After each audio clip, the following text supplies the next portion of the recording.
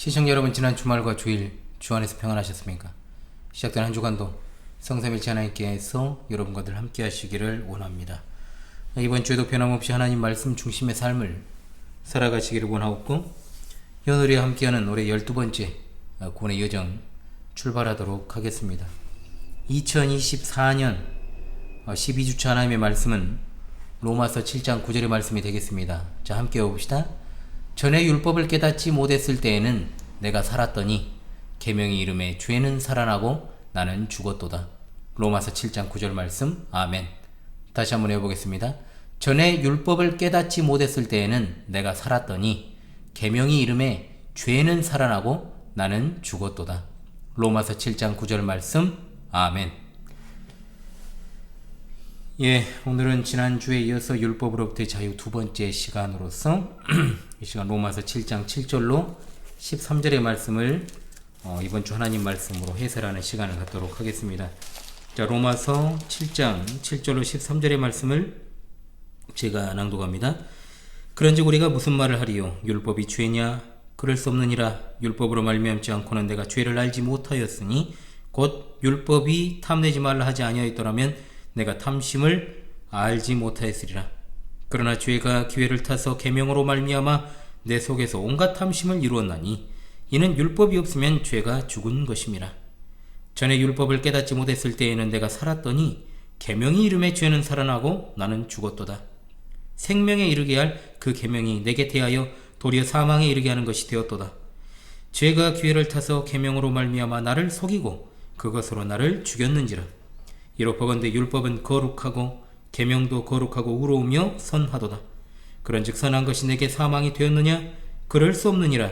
오직 죄가 죄로 드러나기 위하여 선한 그것으로 말미암아 나를 죽게 만들었으니 이는 계명으로 말미암아 죄로 심히 죄되게 하려 함이라.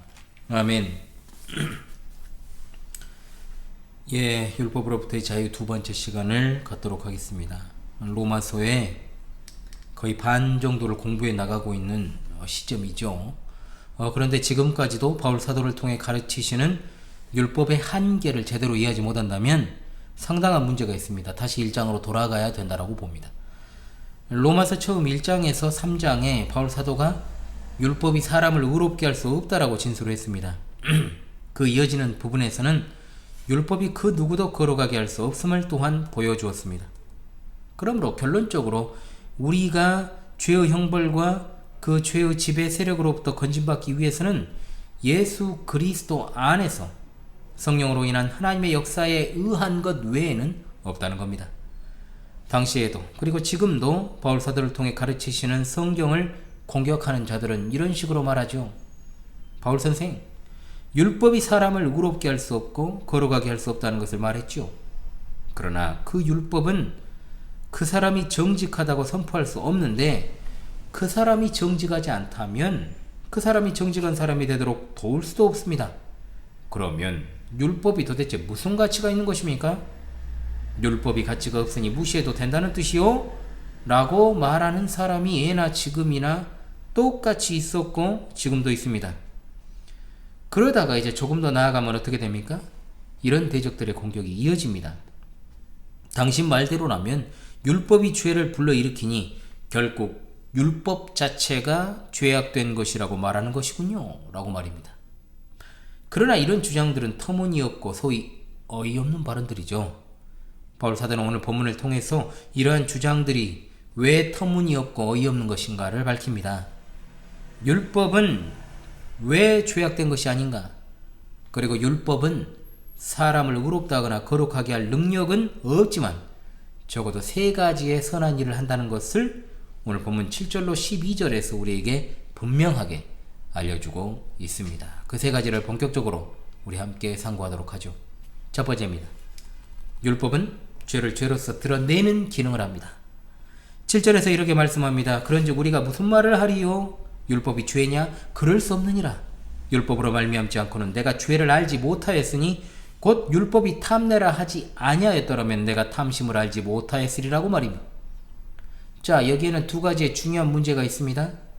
첫 번째는 사람들은 기본적으로 절대로 자신이 죄인이라는 것을 본성적으로 생각하지 않습니다. 창세기 6장 5절 말씀, 노아 시대 홍수로 하나님께서 세상을 심판하시기 전에 이렇게 말씀하십니다. 여호와께서 사람의 죄악이 세상의 관영함과 그 마음의 생각의 모든 계획이 항상 악할 뿐임을 보시고라고 했습니다. 이는 하나님이 보시는 죄에 대한 그대로의 기록된 말씀입니다. 우리 마음의 생각이 항상 악하다는 것이 바로 죄의 참된 모습입니다. 그러나 누가 이 말을 인정합니까? 인정하지 않습니다. 성령께서 그 마음 가운데 조명하여 주시는 일이 없으면 그 기록된 말씀을 믿을 수 있는 사람 아무도 없습니다. 우리가 이미 살펴보았던 로마서 3장 10절로 12절의 진술에도 마찬가지가 나오지 않습니까? 의인은 없나니 하나도 없으며 깨닫는 자도 없고 하나님을 찾는 자도 없고 다 치우치 함께 무익하게 되고 선을 행하는 자는 없나니 하나도 없도다 라고. 하나님께서 이 사실을 사람에게 계시하여 주시지 않으면 누구도 본성적으로 그 사실을 믿지 않고 믿을 수도 없습니다. 또한 두 번째로, 사람들이 가령 자신이 나쁜 일을 한 것을 인정할 수 있다고 해도 사람들은 이 나쁜 일들이 곧 하나님의 율법을 범하는 것이라고는 인정하지 않습니다. 즉 죄라 여기지 않는다는 뜻이죠. 우리 양심에 새겨진 기본적인 자연법이나 또는 그 나라와 사회가 규정하는 규준과 법규를 무시할 때 이것을 잘못된 것으로 인정할 수는 있습니다. 또한 나라법을 어기면 그것이 범죄라는 사실도 합니다. 그러나 도덕적으로나 그리고 법률적으로 위반한 행위들이 하나님께 대하여 짓는 죄라는 사실을 알지 못한다면 결코 우리는 그런 행위들을 죄라고는 부르지 않습니다. 그래서 율법이 하는 첫 번째 선한 일은 무엇인가? 우리가 죄인임을 드러내는 것에 있다는 겁니다. 율법은 우리가 행하는 나쁜 일들이 하나님께 대한 죄라는 사실을 보여주므로 우리가 죄인임을 드러내죠. 하나님의 율법이 없이는 사람들은 잘못된 행위를 진정 잘못된 행위, 즉 죄로 보지 않습니다.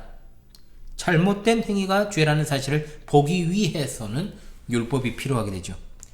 7절 하반절로부터 1인칭 시점이 나옵니다. 나라고 지칭을 하고 있죠. 나. 분명히 바울 사도는 자신의 개인적 체험에서 나오는 한 예화를 들어 또한 설명합니다.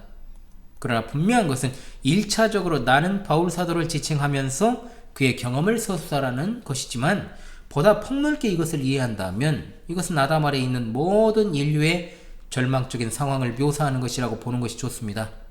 즉 바울 사도가 여기서 십계명의 마지막 계명이 죄로 규정하는 탐욕이라고 하는 사실을 전면에 내세우고 있죠. 율법으로 탐욕이 죄라는 것을 들은 때에야 자신이 죄인이라는 자각이 일어났다라고 말하고 있습니다. 7절 중간에 내가 죄를 알지 못하였으니라고 했습니다만 이 부분의 번역은 알지 못하였으리니 라고 가정법으로 고쳐서 번역을 해야 됩니다. 이른바 이것을 갖다가 비현실적 조건문이라고 하는데 사실이 아닌 것을 가정하여 말하는 것을 의미하죠. 뒷부분은 제대로 번역이 되었습니다. 못하였으리라. 바울 사도는 일찍이 그리스도인을 미워하고 핍박하고 죽였습니다.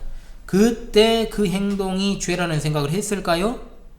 아닙니다. 그는 그리스도인들을 때려잡고 핍박할 때 자신이 아주 도덕적인 사람이라고 생각을 했고 하나님을 위한 열심을 가지고 있다고 살아가는 사람이라고 확신을 했습니다.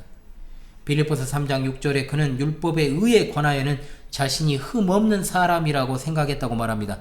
그는 자신이 덕의 모범이라고 생각을 했던 것이죠. 탐욕을 품지 말라는 말씀과 더불어 율법이 비로소 그에게 적용되던 때야 바울 사도는 자신을 죄인으로 보았다는 겁니다. 둘째로 율법은 죄를 불러일으킨다라고 말씀합니다. 하나님의 율법에 행하는 두 번째 선한 일은 죄를 불러일으켜서 죄가 얼마나 나쁜지를 알게 하는 것입니다. 8절 상반절에 그러나 죄가 기회를 타서 계명으로 말미암아 내 속에서 온갖 탐심을 이루었나니라고 하였습니다. 이것을 죄가 하나님의 선한 율법을 어이없이 사용함이라고 말할 수 있죠. 이 부분은 실례를 들어서 살펴봐야 됩니다. 첫째는 죄는 계명으로 말미암아 기회를 타 우리 마음에 거역의 물결이 일어나게 합니다. 자, 물론 거역하는 일은 언제나 있었습니다. 그것이 바로 죄인이라는 말의 뜻이죠. 죄인이란 뭡니까? 하나님을 거스르는 반역자라는 뜻이죠. 율법이 올 때 잠자고 있던 이 반역, 즉 역심이 잠에서 깨어납니다. 그래서 우리는 우리 마음이 어떤지를 알게 되죠. 본문 로마서 7장 7절로 13절의 논지는 에덴 동산에서의 아담과 하와의 타락을 배경으로 전개된다는 것을 여러분 염두에 두어야 됩니다. 창세기 3장에서 아담과 하와가 선악을 알게 하는 나무와 관련해서 하나님께 반역하는 일이 나옵니다. 자, 만일 하나님께서 그들에게 법을 주시지 않았다면 그들이 반역할 일은 없었습니다. 그들은 계속해서 무죄한 상태였을 것입니다. 하나님께서 명령하시기를 선악을 알게 하는 나무 열매는 먹지 말라. 내가 먹는 날에는 반드시 죽으리라. 2장 17절에 말씀하셨죠. 그 말씀이 떨어지자마자 아담은 선악을 알게 하는 나무의 열매를 먹는 일이 하고 싶어졌습니다. 죄가 계명으로 말미암아 기회를 타 아담 안에 그러한 탐욕스러운 욕망을 만들어낸 것이죠. 뱀은 계명을 이용했고 하와를 먼저 미혹했으며 탐심을 유발하여 계명을 범하게 만들었습니다. 결국 아담 부부를 사망에 이르게 한 것입니다. 이스라엘 백성도 마찬가지입니다. 하나님은 이스라엘 백성에게 십계명을 통하여서 탐하지 말라는 계명을 주셨지만 죄가 기회를 엿보다가 탐내지 말라는 계명을 이용해서 사람을 속이고 그에게 각종 탐심을 불러일으켜 결국 계명을 어기고 사망에 이르게 만든 것입니다. 이것이 바로 아담의 후손으로 태어난 인류의 절망적인 상황을 여실하게 보여주는 성경의 예증입니다.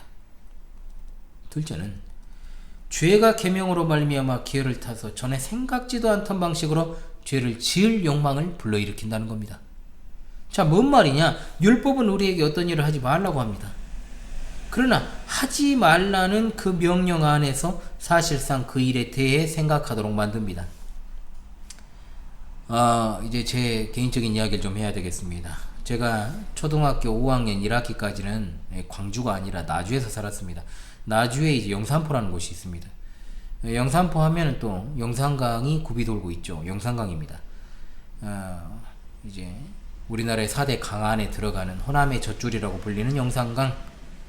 그래서 굉장히 나주 평야를 끼고 있던 동네였기 때문에 굉장히 정말로 농사를 많이 지었죠. 논도 많았고요. 그래도 제가 주로 노는 무대는 영산강 근처였습니다. 왜? 집도 그랬으니까요. 강이나 저수지를 끼고 있는 동네들에는 해마다 익사사고가 많습니다. 그렇죠?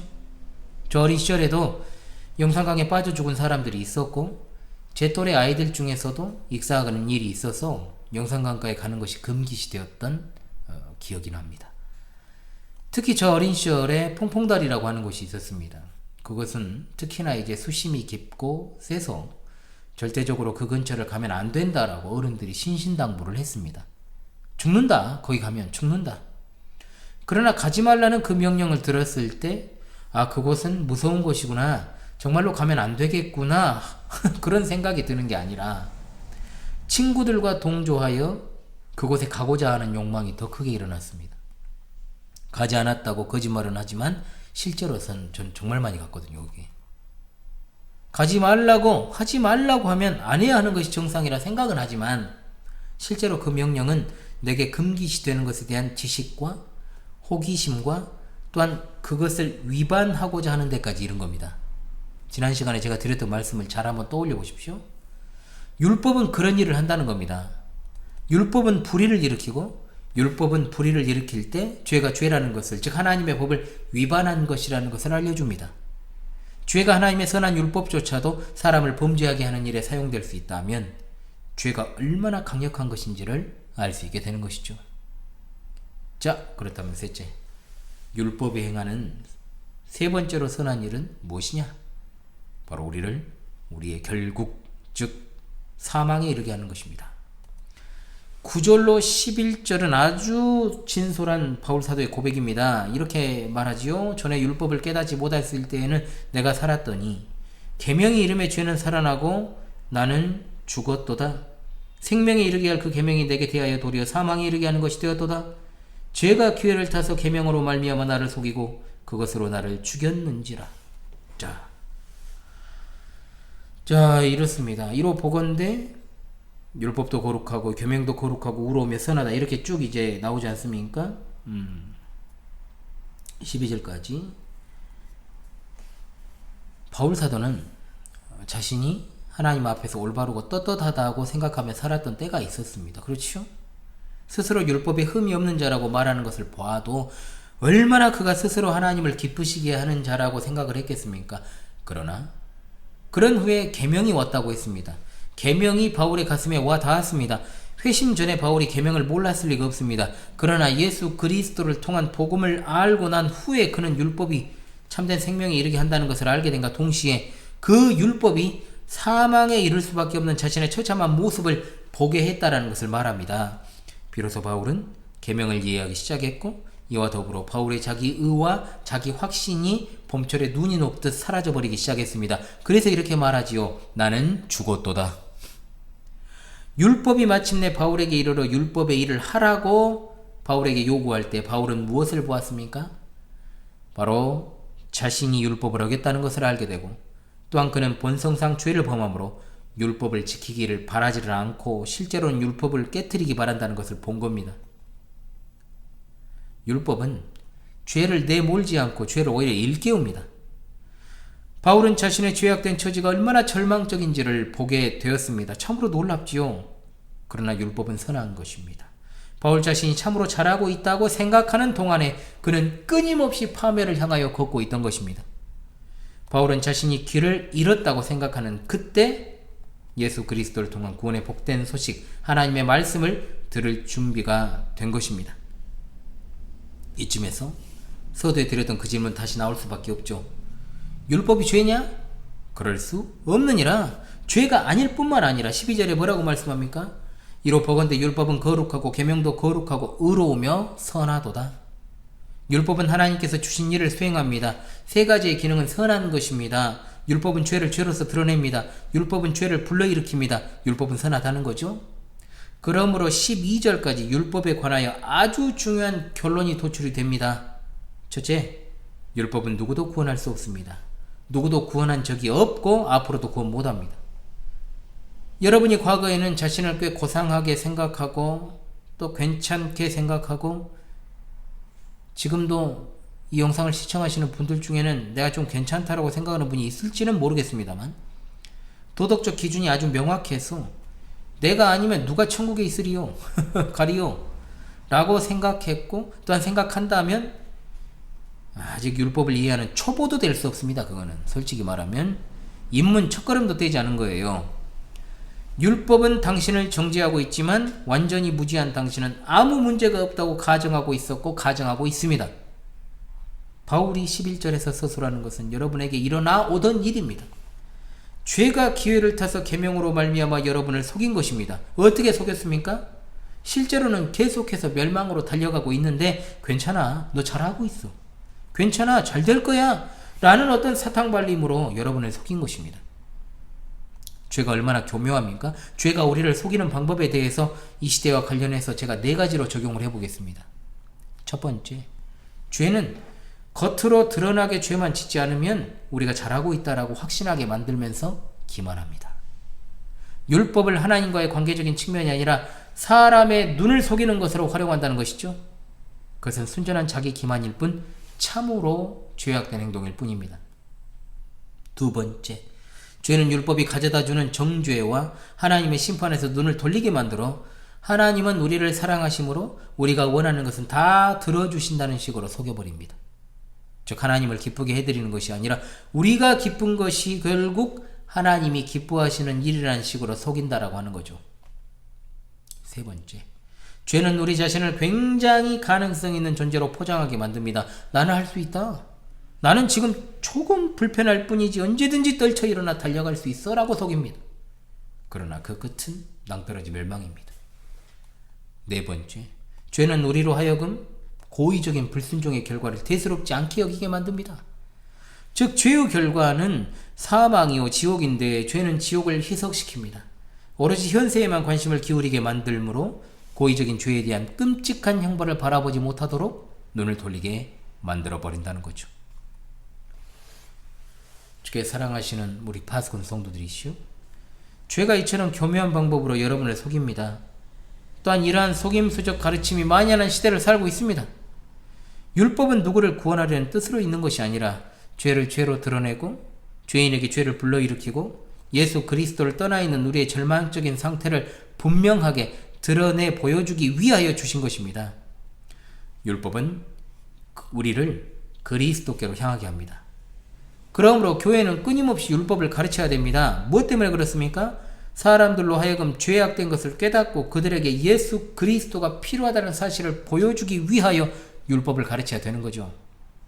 복음으로 말미암아 사람이 살아나기 위해서는 율법으로 죽이는 일이 있어야 됩니다. 자기의 선행이 쓸데없고 자기 의가 얼마나 덧없는 것인지, 그리고 그것이 얼마나 절망적인 것인지를 알아야 됩니다. 예수 그리스도께서 우리 자신의 유일한 소망이라는 것을 뼛속 깊이 확신하지 않는 한 매번 율법은 그저 여러분을 죄짓게 만드는 도구가 될 뿐입니다.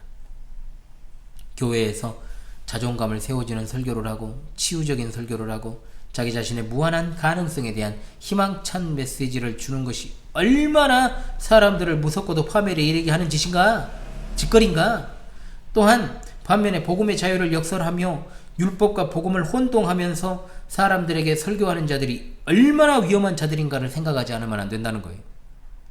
죽이는 것은 말 그대로 없애는 것입니다.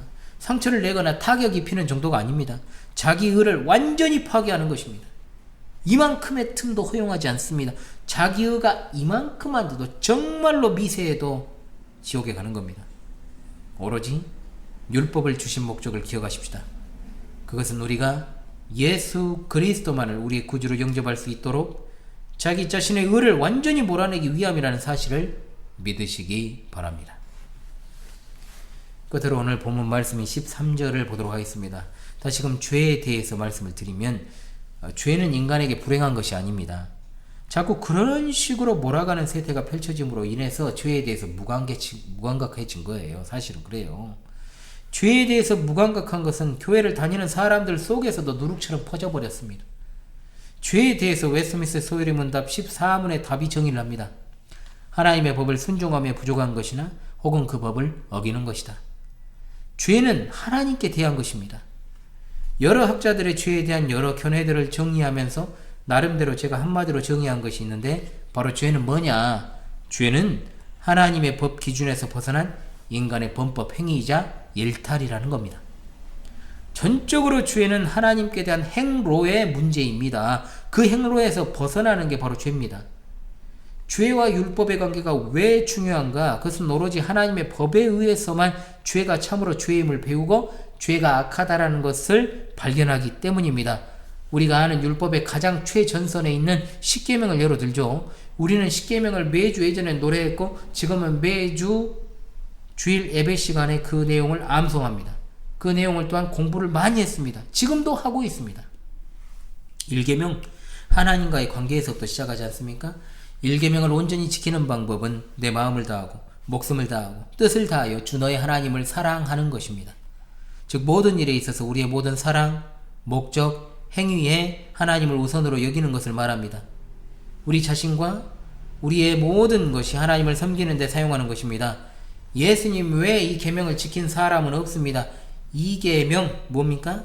합당하지 않게 예배하면 안 된다. 단순하게 그냥 무덤에다가 절 안 하고 어떤 피조물에다가 절 안 하면, 안 만들면 그냥 잘 지키는 겁니까? 예배할 때 아무런 마음이나 생각도 없이 그저 형식으로만 참여해서 예배하는 거 어떻습니까? 기도는 하고 있는데 눈만 감고 있고 마음은 진짜로 하나님께 향하지 않는 것, 이것이 바로 2계명 위반입니다. 3계명, 사실 이 시대에 3계명 위반 너무나도 많죠. 뭐 입술로 맹세 안 하고 하나님의 이름으로 욕 안 하면 잘 지키는 것입니까? 그렇지 않습니다. 우리의 입술뿐만 아니라 행동으로 마음으로 하나님께 예배한 대로, 하나님께 받은 대로 살아가지 않는 모든 예배와 신앙의 불일치가 바로 3계명 위반입니다. 4계명이요? 여러분이 주일을 어떻게 보내고 있습니까? 예배를 위해, 섬김을 위해서 진짜 그 주일조차라도 하루 종일 섬기며 사용합니까? 아니면 그냥 예배 땡입니까? 아니면 버티기 작전입니까? 5계명, 우리 위의 모든 권위들에 해당되는 것입니다. 눈에 보이는 권위에 순종하지 않는 사람이 눈에 보이지 않으시는 하나님의 권위에 순종할까요? 그럴 일은 천부당 만부당합니다. 없어요. 그럴 일. 가정에서 예의 없게 굴고 무례하게 굴고 싸가지 없는 것들이 당연히 하나님께도 예의 없고 무례하고 싸가지가 없습니다. 6계명, 죽이는 것만이 이 계명 위반이 아니죠. 상대방에 대한 악의, 비방, 험담 다 살인에 들어가는 겁니다. 거룩한 분노? 니 뽕입니다.